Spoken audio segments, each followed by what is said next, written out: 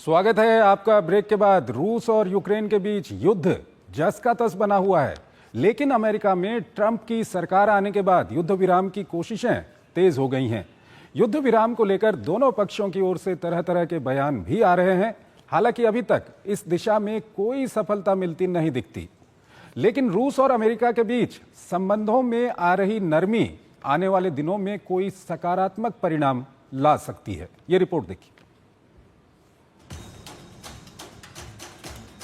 करीब 3 साल बाद भी यूक्रेन रूस संघर्ष जस का तस जारी है, लेकिन पिछले कुछ दिनों से कूटनीतिक बयानबाजी के बीच शांति प्रक्रिया की सुगबुगाहट तेज होने लगी है, क्योंकि अमेरिकी राष्ट्रपति चुनाव के बाद ट्रंप की सक्रियता ने संघर्ष समाप्त होने की उम्मीद जगा दी। हालांकि एक दिन पहले ज़ेलेंस्की के कब्जे वाले क्षेत्र की अदला बदली के प्रस्ताव को क्रेमलिन ने खारिज करते हुए कीव पर मिसाइलों और ड्रोन की बौछार कर दी, जिसमें एक नागरिक की मौत हो गई। दरअसल यूक्रेन के राष्ट्रपति 6 महीने पहले कब्जाए कुर्स्क को वापस कर ट्रंप की योजना को अमल में लाना चाहते हैं, ताकि यूक्रेन की अखंडता पर बिना आंच आए संघर्ष खत्म हो जाए। साक्षात्कार के दौरान ज़ेलेंस्की ने रूस के कुर्स्क क्षेत्र के हिस्सों को पूर्वी और दक्षिणी यूक्रेन में रूसी नियंत्रित क्षेत्र से बदलने का सुझाव दिया था। क्रेमलिन प्रवक्ता दिमित्री पेस्कोव के मुताबिक रूस ने कभी भी अपने क्षेत्र की अदला बदली के विषय पर न तो चर्चा की है और न ही आगे करेगा। रूस यूक्रेन के बीच जारी संघर्ष खत्म करने की कवायद म्यूनिख सुरक्षा सम्मेलन के दौरान भी होने की संभावना है, क्योंकि इसी सम्मेलन में अमेरिकी उपराष्ट्रपति जेडी वेंस की यूक्रेन के राष्ट्रपति ज़ेलेंस्की से होगी मुलाकात, जिसमें संघर्ष खत्म करने के प्रारूप पर चर्चा हो सकती है। डोनाल्ड ट्रंप के विशेष दूत कीथ केलॉग, जो सुरक्षा सम्मेलन में शामिल होंगे, उन्हें संघर्ष रोकने के लिए प्रस्ताव तैयार करने का काम सौंपा गया है। अमेरिकी प्रतिनिधिमंडल से चर्चा के बाद ज़ेलेंस्की अमेरिकी राष्ट्रपति ट्रंप के साथ युद्ध खत्म करने के विकल्पों पर चर्चा कर सकते हैं। म्यूनिख सुरक्षा सम्मेलन की अहमियत का अंदाजा इसी बात से लगाया जा सकता है कि अमेरिका बैठक से पहले यूरोपीय देशों से भी युद्ध रुकवाने को लेकर चर्चा कर रहा है। बहरहाल अमेरिका और रूस के बीच पिछले 4 वर्ष से जारी तल्खी वक्त के बीतने के साथ कम होती दिख रही है। रूस द्वारा अमेरिकी शिक्षक मार्क फोगेल को रिहा करना दोनों देशों के बीच कूटनीतिक नरमी का संकेत दिखाता है, जो यूक्रेन में युद्ध समाप्त करने के लिए बातचीत को बढ़ावा दे सकता है।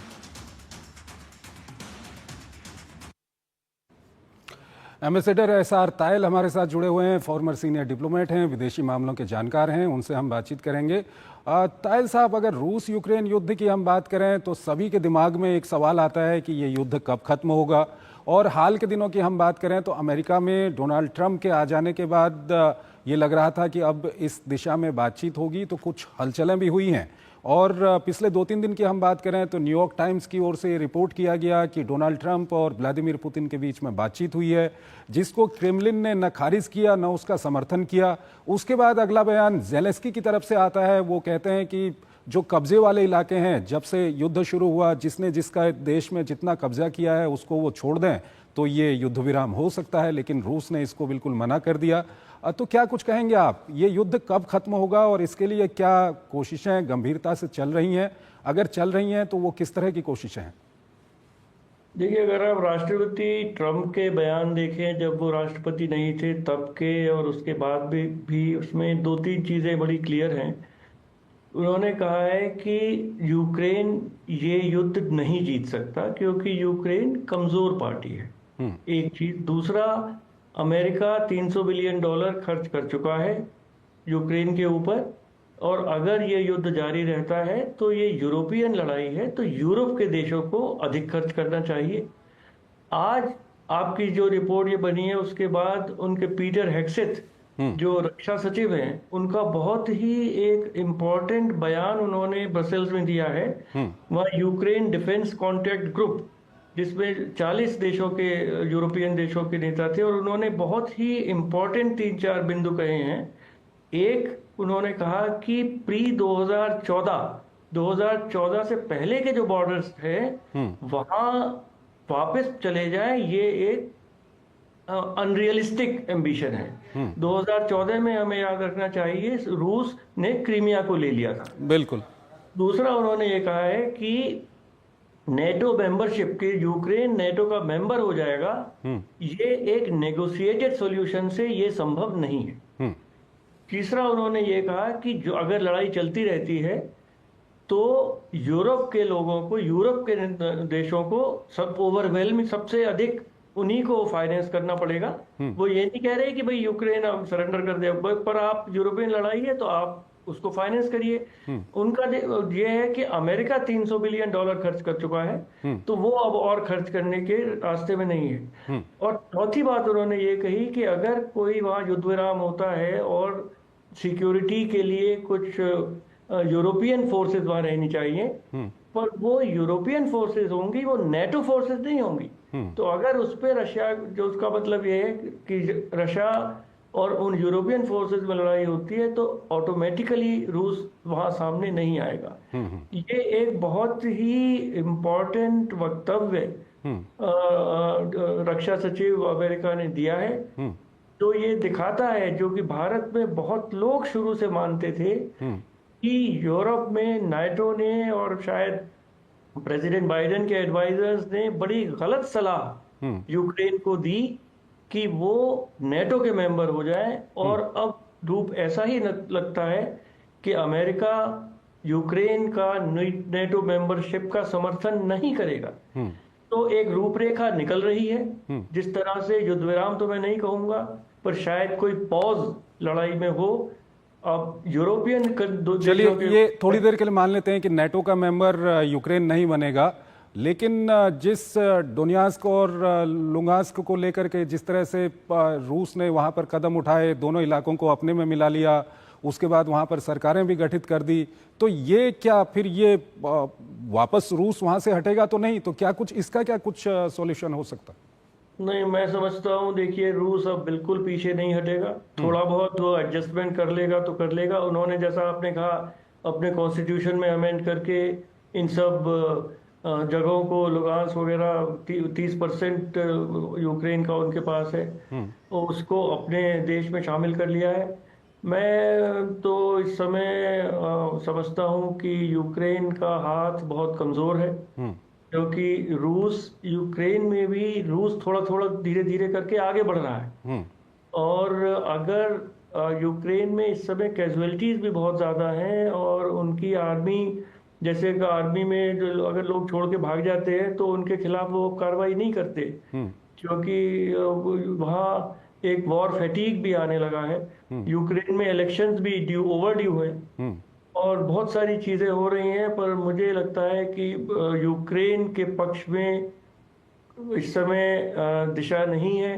ना राष्ट्रपति ट्रम्प भी बहुत पूरी तरह से यूक्रेन को के समर्थन में है, और यूरोप के ऊपर है। अगर वो यूरोप पूरी तरह से समर्थन करता रहेगा तो देखिए, मर्द तो यूक्रेनियन ही रहे हैं, यूरोपियन तो बाकी लोग तो हथियार दे सकते हैं, पैसा तो दे क्या सकते हैं। क्या ऐसा हो सकता है कि अभी जो स्थिति है वहां पर किसी तरह से युद्ध विराम वहां पर लागू हो जाए, और उसके बाद क्या कुछ होना है, किसकी सेना को कहां से हटना है, किसकी सेना को कहां जाना है, इस बारे में बातचीत शुरू हो? क्या ये हो सकता है?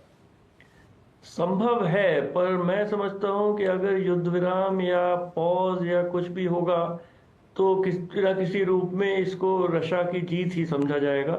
क्योंकि थोड़ी बहुत जगह से थोड़ा जिसको कहते हैं कि मुंह दिखाने के लिए या फेस सेविंग के लिए शायद रूस थोड़ा सा पीछे हट जाए, पर मुझे बिल्कुल नहीं लगता कि क्रीमिया और काफी जगह से रूस पीछे हटेगा। तो अब यूक्रेन को सोचना होगा कि ये, अगर उनका जो मेन बैकर था जिसने उनको इस युद्ध की तरफ झोंका, अमेरिका, अगर वो ही कन्नी काट रहा है या वो, तो फिर वो कैसे लड़ सकते हैं? ये तो यूक्रेन को ही सोचना होगा। इसमें एक ये भी कहा जाता है कि प्रेसिडेंट ट्रंप और प्रेसिडेंट पुतिन के बीच में अच्छी केमिस्ट्री है। ये कहा जाता है कि बैक चैनल दोनों के बीच में अच्छा कांटेक्ट है। ये कितना काम आ सकता है? ये बहुत काम आ सकता है, और इसी से कोई ना कोई रूप इस तरह का निकल सकता है जिससे कि थोड़ा सा फेस सेविंग यूक्रेन का भी हो जाए।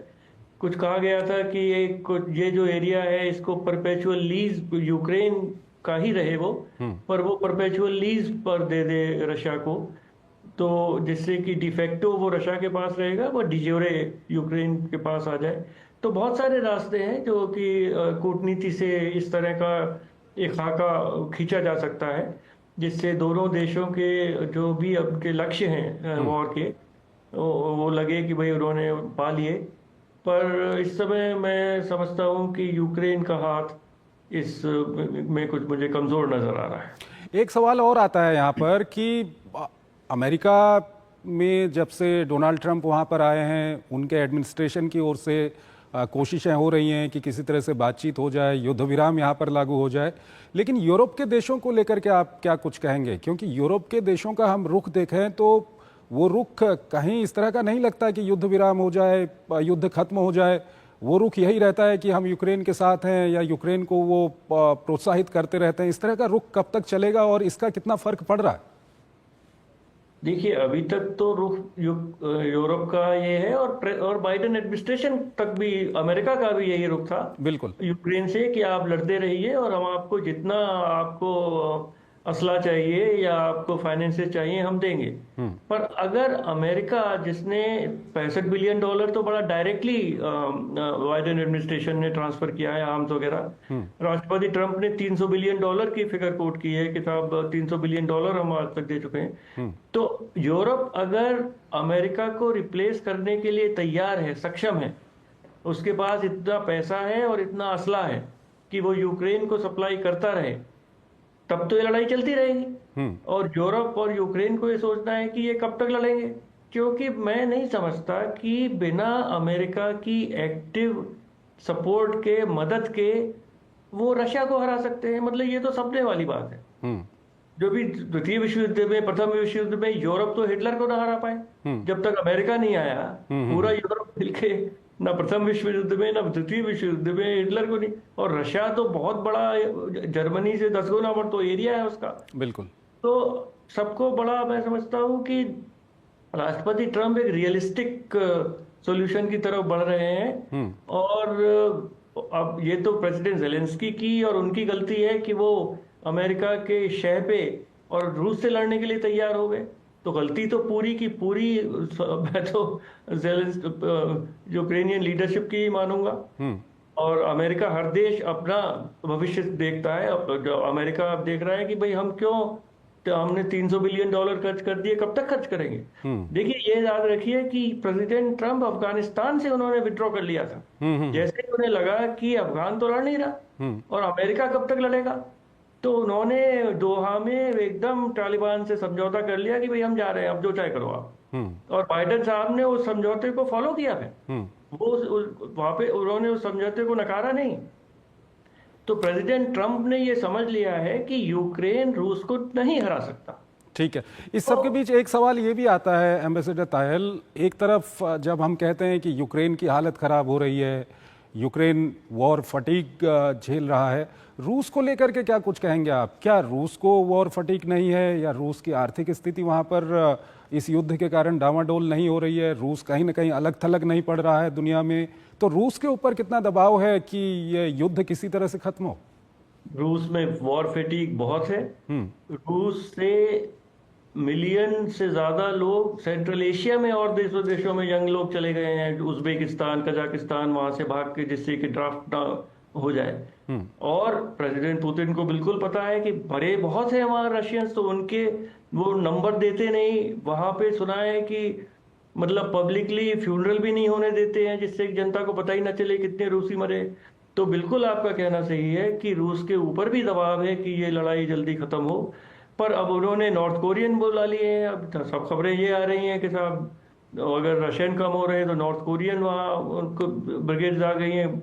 10-20 हजार भी कोई खबरें हैं कि 10-20 हजार आ गए हैं। और हालांकि खबरें ये भी आ रही हैं कि वो उनकी बहुत ज्यादा वहां पर कैजुअलिटी हुई, और इस तरह की खबरें ये साउथ कोरिया की तरफ से इस तरह की खबरें आ रही हैं। अब ये नहीं जानते कि ये खबरें प्लांट कराई जा रही हैं या असल खबरें हैं, लेकिन इसमें ये कहना है कि वो उनको फ्रंट से हटा लिया गया। पर देखिए, रशिया के भी जो फौजें हैं वो डिमोटिवेटेड हैं, क्योंकि वो यूक्रेन जैसे अमेरिकन थे। देखिए, वियतनाम वॉर में वो वियतनाम में झोंक दिए गए, पर उनका दिल लड़ाई में नहीं था उसमें। इसी तरह जो भी खबरें आ रही हैं जहां से भी कि रशियन फौजें जो यूक्रेन में लड़ रही हैं, उनका दिल इस लड़ाई में नहीं है। वो अपनी देश के लिए नहीं लड़ रहे, यूक्रेनियन अपने देश के लिए लड़ रहा है, यूक्रेनियन मरने के लिए तैयार है। पर रशिया का जो फौजी है वहां पे, वो तो किसी तरह अपना टाइम काट रहा है, और इसीलिए हम देख रहे हैं कि इतना बड़ा देश है रशिया, और वो बहुत ही यूक्रेन और उनका बराबर का युद्ध चल रहा है। तो बिल्कुल आपका कहना सही है कि रशिया में भी देखिए, वो तो डिक्टेटरशिप है वहाँ, हम सब जानते ही हैं। तो कोई भी एक शब्द भी कहता है वॉर के खिलाफ, तो यूक्रेन में भी उसको जेल हो जाती है, रशिया में भी जेल हो जाती है। तो जनता क्या सोच रही है, क्या कह रही है, ये तो कहना बड़ा मुश्किल होता है। पर अगर इतने लोग वहां मर रहे हैं तो बहुत ही स्वाभाविक है कि वहां की जनता में उसके खिलाफ रोष होगा, और सब राष्ट्रपति पुतिन उसके वाकिफ होंगे, उसको जानते होंगे। तो वो भी चाहेंगे कि ये युद्ध विराम जल्दी से जल्दी हो, और इसी बेसिस पर मेरे ख्याल से प्रेसिडेंट ट्रम्प दोनों पक्षों को पहले तो एक कुछ बातचीत शुरू करवाने का प्रयत्न करेंगे, और कुछ रूपरेखा ऐसा निकालेंगे जिससे रूस और यूक्रेन दोनों ये क्लेम कर सकें कि भाई ये एक अच्छा समझौता है। एम्बेसडर तायल, एक म्यूनिक समिट होने वाली है कुछ दिनों में, और कहा जा रहा है कि वहाँ पर जो अमेरिका के उपराष्ट्रपति हैं, यूक्रेन के प्रेसिडेंट से उनकी मुलाकात होगी, और इस मामले को लेकर के कई सारी वहाँ पर बातचीत हो सकती है। तो ये समिट कितनी महत्वपूर्ण है, और जो प्रेसिडेंट ट्रम्प की ओर से अपनी टीम को लगाया गया है एक रोड मैप बनाने के लिए, आपको क्या लगता है कितने समय में अब ये सब कुछ सामने आ जाएगा, क्योंकि काफ़ी युद्ध को समय हो गया? रोड मैप तो ऐसा है कि जरूर उनके जो चीफ नेगोशिएटर है वो भी वहां पर हैं। आज डिफेंस सेक्रेटरी ने अपना एक बयान जो बहुत ही इंपॉर्टेंट दिया है, उपराष्ट्रपति वांस भी वहां म्यूनिक में। मैं समझता हूं कि कुछ ना कुछ रूपरेखा, या दोनों पक्ष कहां तक आगे बढ़ने के लिए तैयार हैं, उसका एक अनुमान ये तीनों अमेरिकन लीडर्स, उपराष्ट्रपति वांस और रक्षा सचिव हेक्सेथ और उनके जो चीफ नेगोशिएटर हैं राष्ट्रपति ट्रम्प के, वो लगाएंगे। और उसके बाद मैं समझता हूं कि अपने सोच से कुछ रूपरेखा एक किसी समझौते की वो बनाएंगे, और दोनों पक्षों को मैं ये तो नहीं समझता कि उसको एकदम पब्लिक कर दिया जाएगा, पर उसके बाद यूरोपियन देशों के ऊपर बहुत निर्भर करेगा कि वो राष्ट्रपति ट्रम्प को नाराज करके जो भी रूपरेखा राष्ट्रपति ट्रम्प रखते हैं उसको अस्वीकार कर देंगे और यूक्रेन के पीछे खड़े रहेंगे। वो है असली चीज, क्योंकि रूस में तो सब फैसला राष्ट्रपति पुतिन के पास है, उन्हें और किसी देश से कुछ चाहिए भी नहीं। नॉर्थ कोरिया ने फौजी भेज दिए हैं, बाकी कोई वहां पे पैसे की कमी नहीं है, तेल उनका बिक रहा है रशिया में। पर यूक्रेन बिना यूरोपियन यूनियन और नेटो की सपोर्ट के तो लड़ नहीं सकता, ना उनके पास असला है ना उनके पास पैसे हैं। ठीक है। और अगर अमेरिका कहता है कि भाई तो यूरोप ही उसको फुल्ली सपोर्ट करे, तो पूरी की पूरी जो आगे की रणनीति है वो अब यूरोप के मतलब नेटो भी मैं नहीं कहूंगा, क्योंकि अमेरिका नेटो में नहीं साथ चलेगा नेटो के। तो एक यूरोपियन देशों को साथ मिलकर डिसाइड करना पड़ेगा कि क्या वो इसके लिए सक्षम है और विलिंग है, मतलब कैपेसिटी भी होनी चाहिए और उनकी जनता का समर्थन भी होना चाहिए कि वो जो $65 बिलियन जैसे 2 साल में अभी अमेरिका ने दे दिए, क्या वो इस स्थिति में है कि यूक्रेन की इकोनॉमिक सपोर्ट भी करे, उसको पूरा असला भी फ्री दे। कुछ नहीं है कि यूक्रेन अभी पैसा नहीं दे सकता, रेयर्स है उनके पास है $1 ट्रिलियन के, पर वो समय लगेगा उसको एक्सप्लॉइट करने में। तो इसमें अब मैं समझता हूं कि 4 प्लेयर्स हैं, अमेरिका, रशिया, यूक्रेन, और मैं नाटो नहीं कहना चाहूंगा क्योंकि शायद अमेरिका और नाटो में कुछ मतभेद है, यूरोप के देश। और ठीक है एम्बेसडर तायल, काफी विस्तार से आपने इस विषय पर हमारे दर्शकों के सामने अपना विश्लेषण रखा। आपका बहुत बहुत शुक्रिया हमारे इस कार्यक्रम से जुड़ने के लिए। और यहाँ पर इस कार्यक्रम को हम यहीं पर ख़त्म करेंगे, लेकिन जाते जाते आपको छोड़ जाते